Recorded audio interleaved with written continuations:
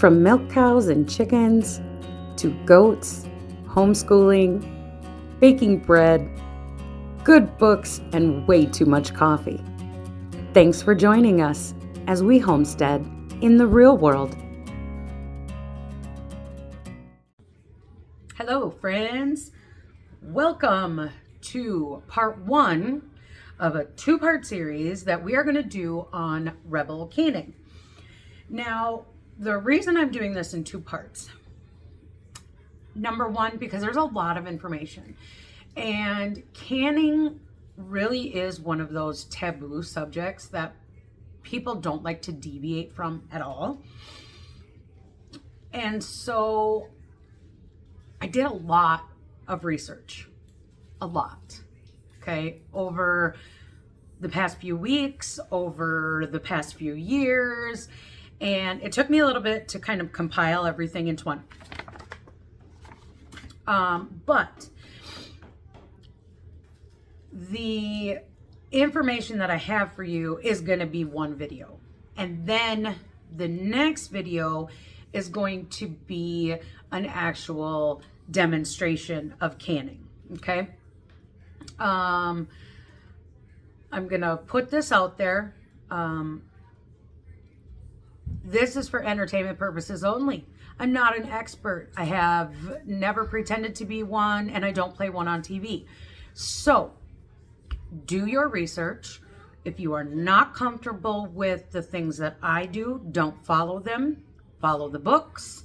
If you are a brand new person to canning, some of the things that I'm going to say, maybe you should wait on. Hi, buddy.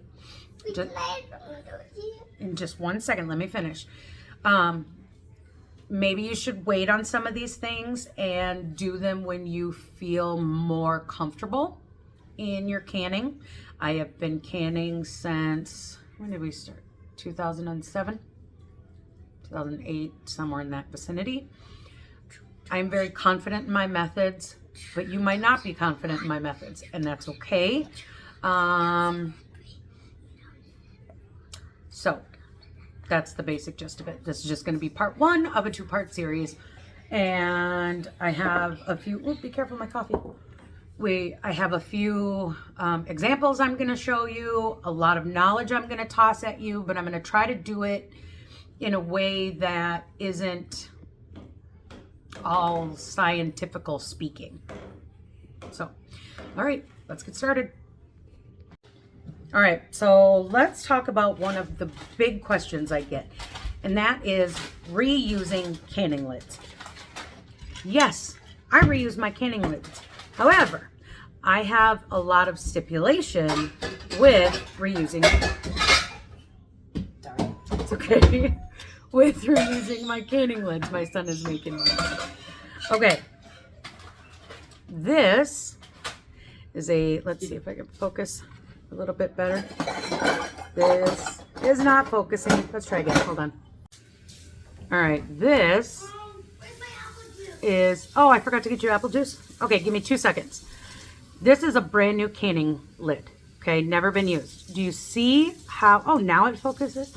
Do you see how the ring, the rubber seal, there's a lot of it. If you press it down with your fingernail, you'll get good,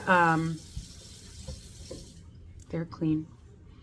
You'll get good bounce back from that rubber seal. Okay, so that's a brand new lid. This is a lid that was water bath canned. Okay, edges are clean. You can see there's a little indent, but the rubber is still there. The seal is good. It's able to be resealed. And then this is a pressure canned lid. Okay. Now, it's really important that you see that, and I'm hoping you can. Do you see how pushed down this seal is now? It's almost completely flat. There's also this little edge right here. Okay. This is a pressure can lid. I'll get it, baby. I'm sorry. I was doing something. Just a minute. Sorry, mom duty calls. Anyway, so this one is the pressure can lid.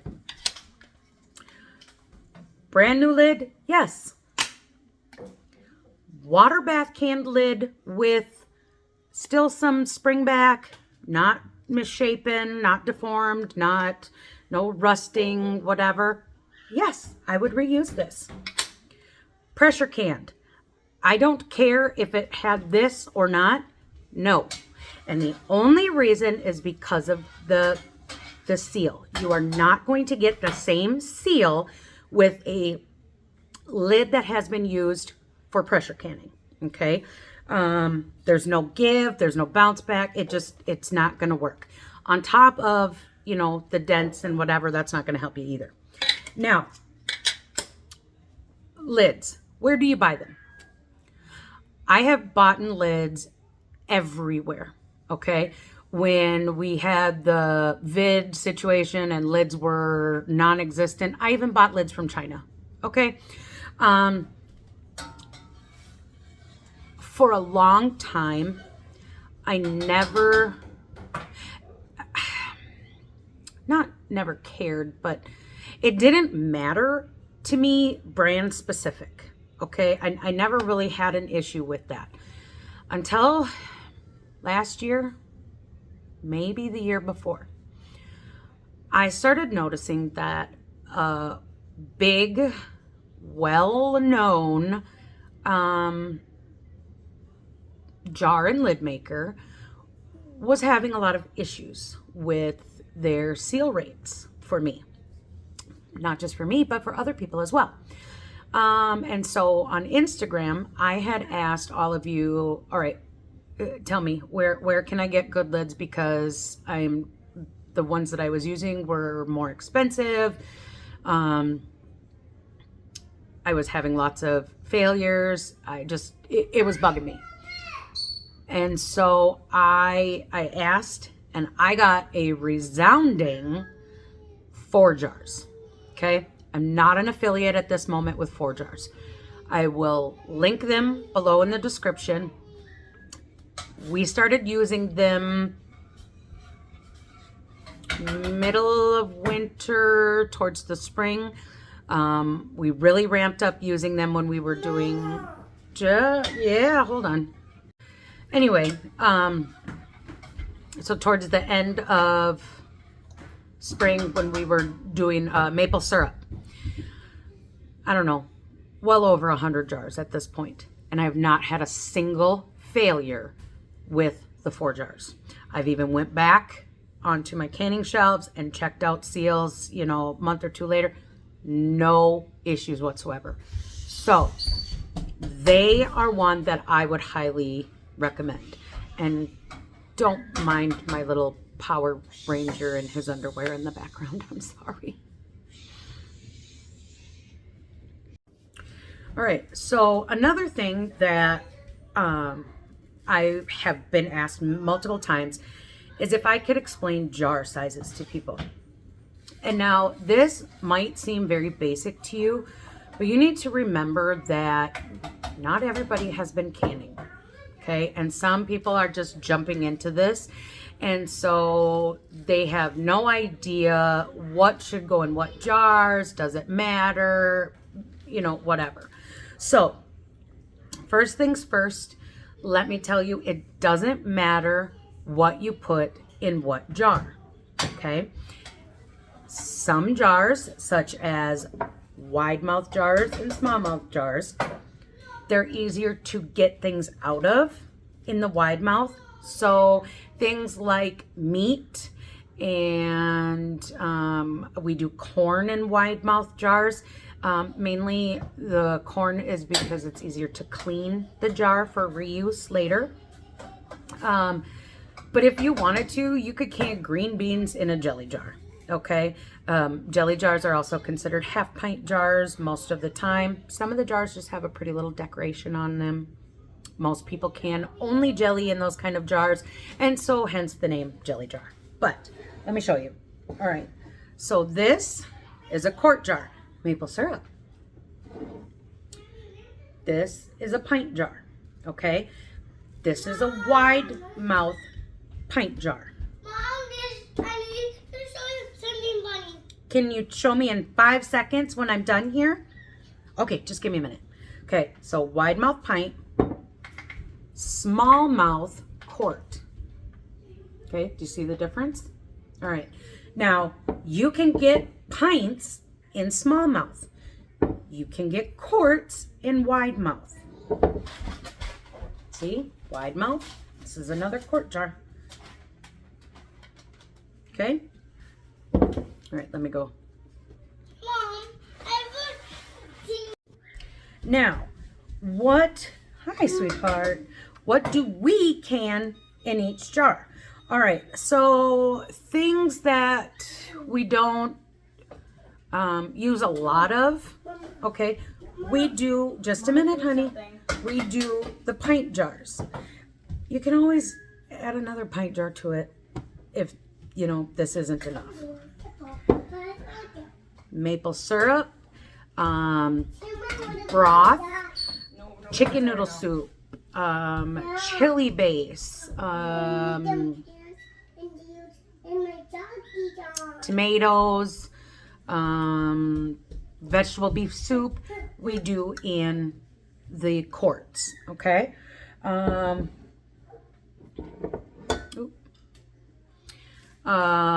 We do, I'm trying to look at my canning shelf. We do green beans in pint jars. We do apple butter in pint jars. What else I got over there? We do our jelly in pint jars because we go through jelly so fast that it makes more sense just to do it in a pint jar than a jelly jar, which again is like half a pint jar. Okay. Let's see, meats, depending on what I'm planning for. If I am just canning meat to get it out of my freezer and onto my shelf, I'll do a quart jar. If I am doing hamburger, I do it in a pint jar. I don't have an exact scientific reason as to why I do it that way. I just do. Can't think of anything else off the top of my head that I can see. I'm looking at my canning shelf. But that explains wide mouth, small mouth, or small mouth or regular mouth, and some of the things that we can inside them. Now let's move on to headspace. All right, headspace. Now, what headspace is the amount of space you need between the food in your jar and the liquid and the lid. Okay. Now,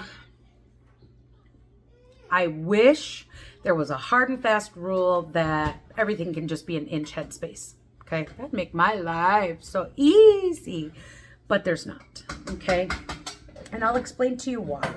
So, sorry, I must have done a hand motion and my video paused. Okay, so headspace. So too much headspace, the air isn't fully vented out of your jar. Oh, excuse me. It can lower the vacuum strength of your lid, and that can lead to broken seals. It can lead to spoiled food. The air might, it'll start to oxidize your food, and the color is not going to look all that great. That was too much headspace, right? Yeah, too much headspace. Okay, now too little headspace can cause issues like this. This is siphoning. Okay, my headspace was way up in this vicinity, and it was incorrect, and it ended up sucking the juices out of my jar while it was being processed. That kind of sucks. So, headspace is important, However, we are not robots. And the USDA and powers that be that make these guidelines for Headspace and whatever, they do understand that. Okay. So there is some play in your Headspace to the point, I don't know, 1/8 of an inch-ish, plus or minus. Okay. I use the eyeball it method when I'm doing Headspace. They do make tools that you can put right on the ring and it'll tell you this much Headspace. I've never used one, but I'm going to teach you a little trick. And this trick is within that 1/8 of an inch plus or minus, to help you maybe learn to eyeball it better. Okay, so this is a 1/2 gallon jar. You have the rings up top here, okay?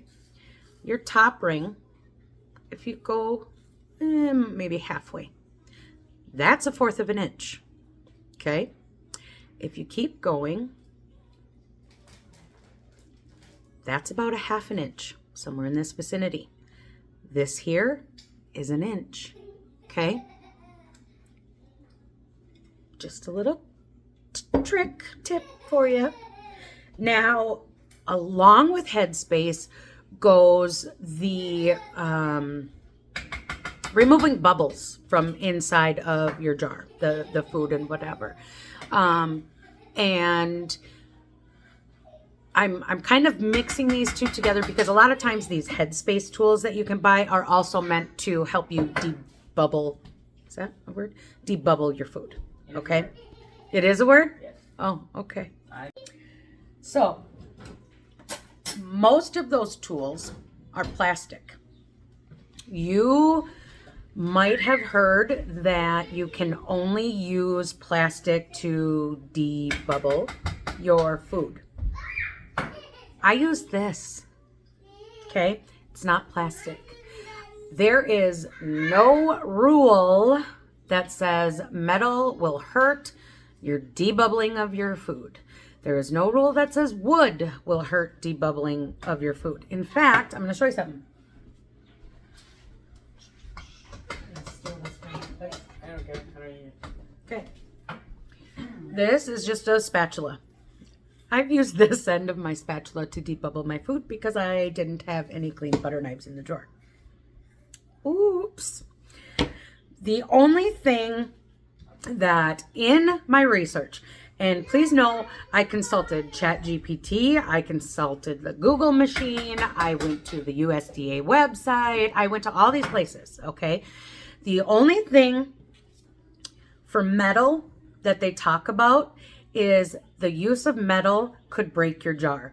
So if you're jabbing into your jar to get these bubbles out, yeah, you could possibly break your jar, all right?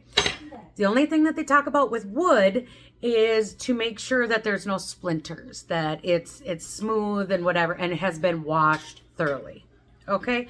So you don't have to use plastic. Use what you'd like. Back to the Headspace thing, I want to make sure that I do say this though. Your processing method also matters, okay? Pressure canning is less forgiving when it comes to the Headspace. So if you're one of those people who eyeball it and you eyeball it bigger, eyeball it smaller, okay? Water bathing isn't as, I was going to say tedious, but that's not the word. Strenuous? No, that's not the word either. I don't know. You know my words. I hope. It's not as big of a deal when it comes to water bath canning. All right. Now, we're going to talk something that scares, I can say probably 95% of homesteaders when they first start canning. And if you weren't scared about it, or you didn't hear about it, or it didn't cross your mind a little bit, I don't believe you, okay? Because even now, it sometimes crosses my mind, okay? Let's talk botulism. All right, I I want you to imagine, and I'm not just talking homesteaders, because there are suburban people who can from their little gardens, people who go shop at farmers markets who can that food. My mother-in-law, has absolutely like no land. She probably has an acre, and she does no gardening, no nothing like that. And she cans food. Okay. So think of all the people all over the United States that can some type of food at some point. Okay. That's like millions. Millions and millions. Billions! It's billions! Anyway. All right. I really did try. I wanted to get a date range closer to now. So I tried looking up from like 2020 until 2024. I went back to 2018.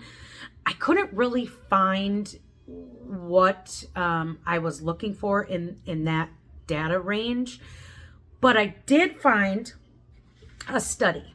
Okay, and I'm gonna read you it so that I don't say something I shouldn't or mislead anybody, okay? This study was done between 2001 and 2017, and it came from the CDC, the Center for Disease Control and Prevention, okay? Botulism cases linked to home canned foods in the U.S. are rare, but can be severe. Between 2001 and 2017, the Center for Disease Control and Prevention, CDC, reported 228 foodborne botulism cases. Now here's the kicker. With 90 being attributed to home canning. So, what is it, 138, 139? 139 cases of this 228, okay, were nothing to do with home canning. Okay, number one. Number two, this study was over a 16-year period, 2001 to 2017. Okay, and only 228 cases of foodborne botulism were recorded. Only 90 of those cases were due to people like us home canning their food in a 16-year period. That's what, 5, 6 a year out of the millions and millions of people that can their food at home.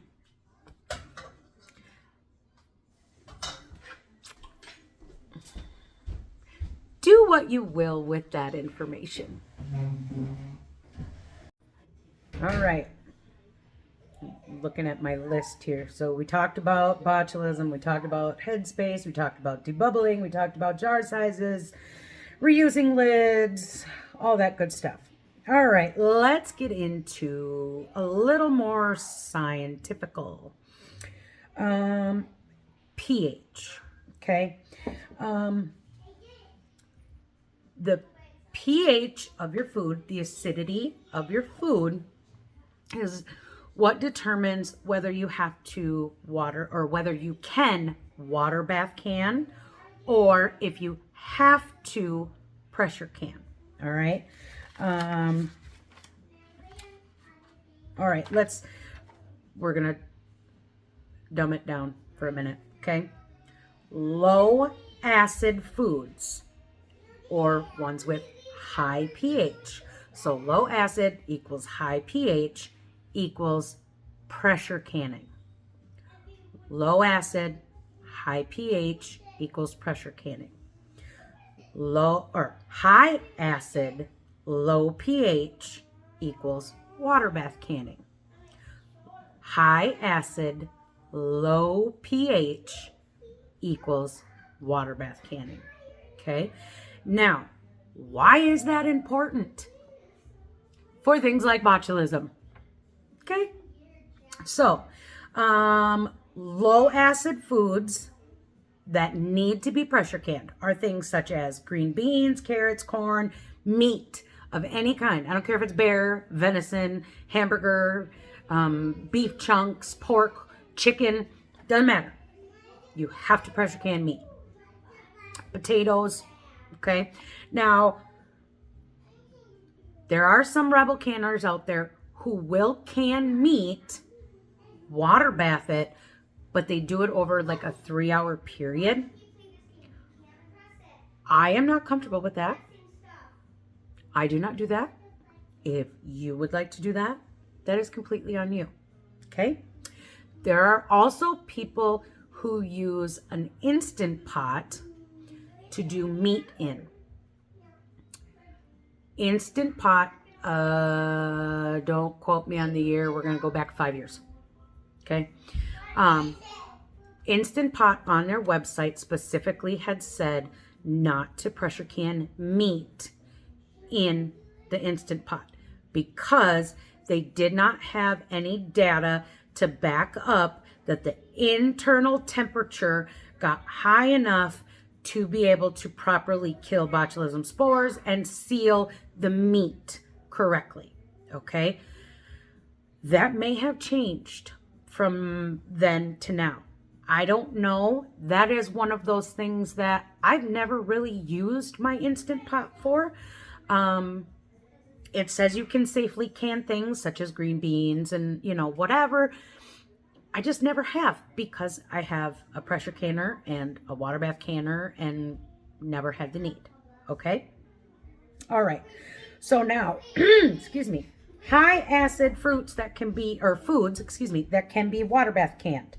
Strawberries, tomatoes, we'll talk about that in a second. Tomatoes, apples, peaches, rhubarb. I will say strawberries are not necessarily great on their own, just pressure or water bath canned. But like if you're making like a jam or something like that. Can I help you, sir? Yeah, did you eat your lunch that's on the table? I didn't think so. Go eat your lunch. Anyway, okay, so let's talk tomatoes. Okay. You know what? First, let me stop about that. Some water bath canned foods are on that echelon. Okay. And the pH level is 4.6.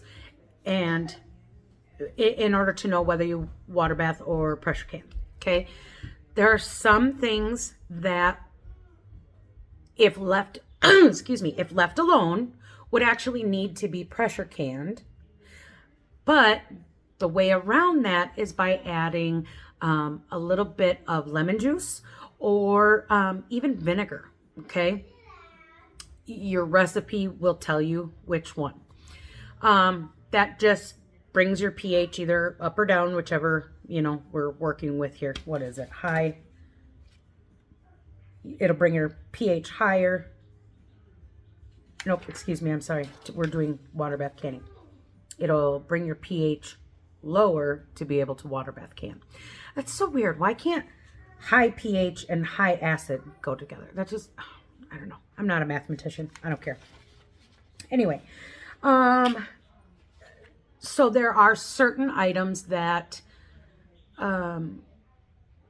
need that little boost, I guess. And that's why people add either lemon juice or vinegar to it. In most cases, vinegar and lemon juice can be interchangeable. They both do have a different pH. Also, fresh squeezed lemons and bottled lemon juice has a different pH than each other. Okay. It's a matter of taste in most cases. All right. As to why you use lemon juice versus vinegar. I don't want vinegary tasting jam. Just saying. All right. So now let's get back to the tomatoes. So here's the deal with tomatoes. You need to know what, sir? The duck just got in there. The duck just what? Duck shut. The duck quack, quack, quack. Oh, they're quacking. Oh, No, they're soapy. they're chirping? Yeah. Oh, Yeah, they're like doing little peep, peep, peep, peep, peeps. Gotcha. Okay, so let's go back to tomatoes. It depends on what tomatoes you get.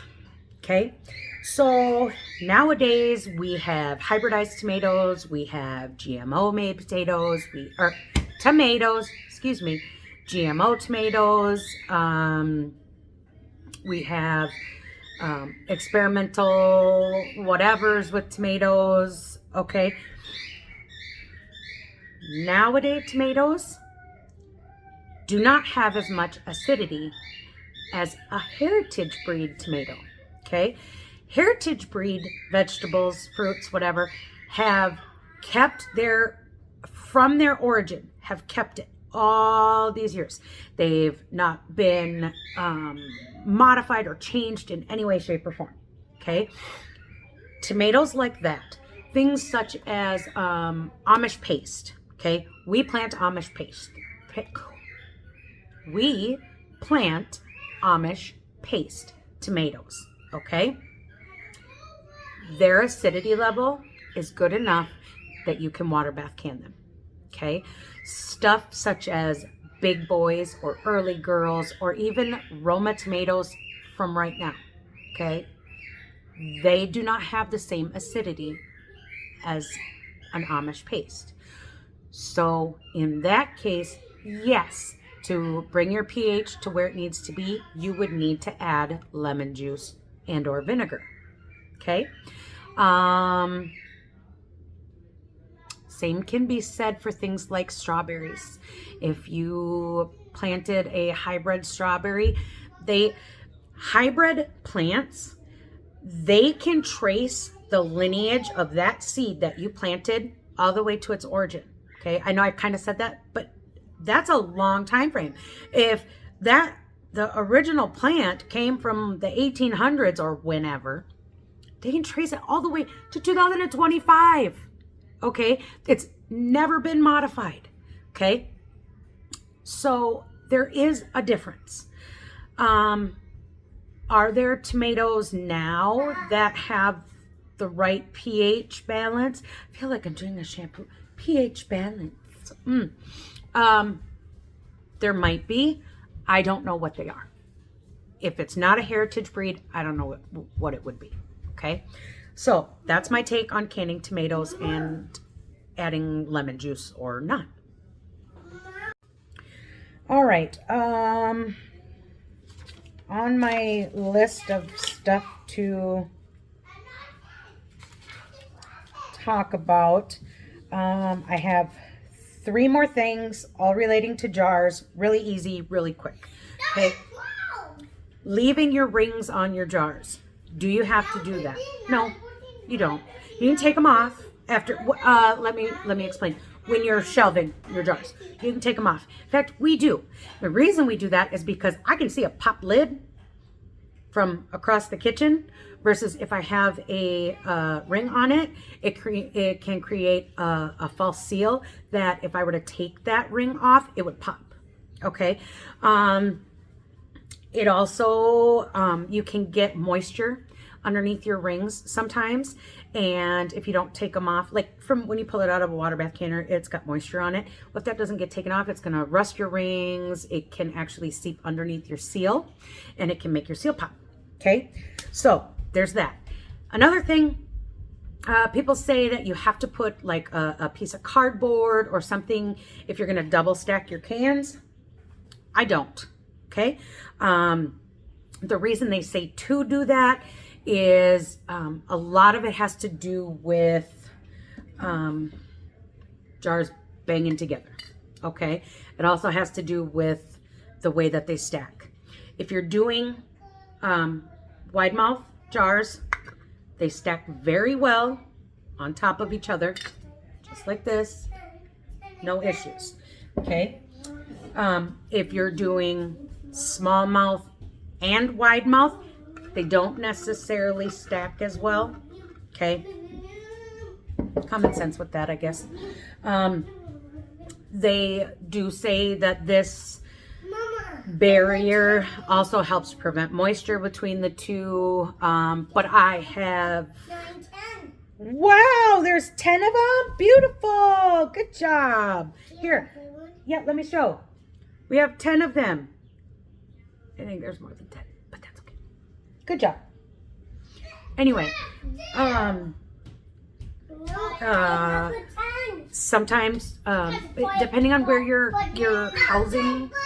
Okay, guys, hey, trying to record. Keep the volume down. Depending on where you're trying to store your canned food items, if it's a damper environment, you can get, some condensation maybe on that, and it can start to rust your lids and or seep in and get you popped lid. Okay, pop seal. I can say, in all my canning, I've never had that happen when it came to stacking my jars. Okay, lastly, for our lesson today, sanitizing your jars. Wash your jars in soap and water. Put your jars in a dishwasher. Mama, Yes, darling. can I have a baby ducky? We'll hold the baby duckies in just a minute, okay? I'm almost done. I promise. Okay? I'm thinking YouTube land has heard enough of me. Sanitizing. Okay. Wash them with hot soapy water. Put them in your dishwasher, whatever. Okay? At that moment, when you pressure can something, you've sanitized your jar. Okay? If you water bath can something over for 10 minutes or above, nope, now you can just wait because I'm not interrupting this again. For 10 minutes and above, it's sanitized. Okay? Personally, I think that a lot of people say sanitize your jars as a cover their butt. But your jars are sanitized at those time periods anyway, depending on what method you are using. And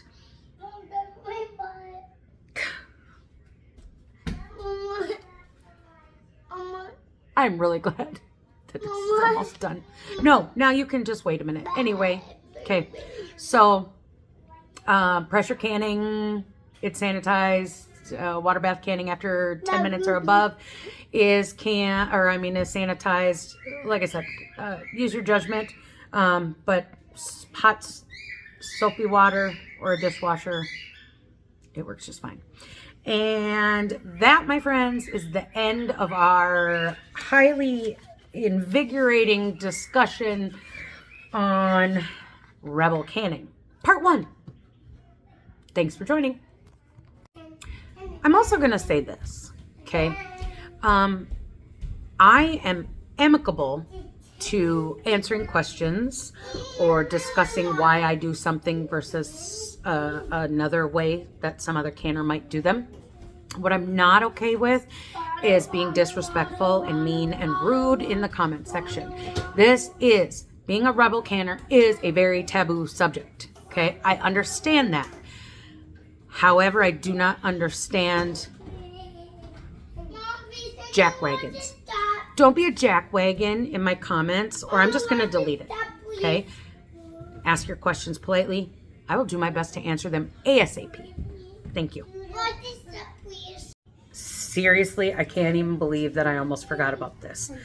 Okay, how long can you store your canned food for? Places like the USDA and all that kind of stuff say a year. Okay.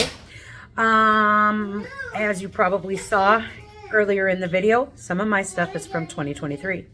It is 2025. I am okay to eat them. The taste might be different. The coloring might be different. But because I know how it was processed and who processed it and all that kind of good stuff, I'm not concerned about any type of botulism spores or anything else. I can only recommend to you to do what the experts tell you, but just know that a lot of us Rebel homesteaders and Rebel canners do not abide by such rules.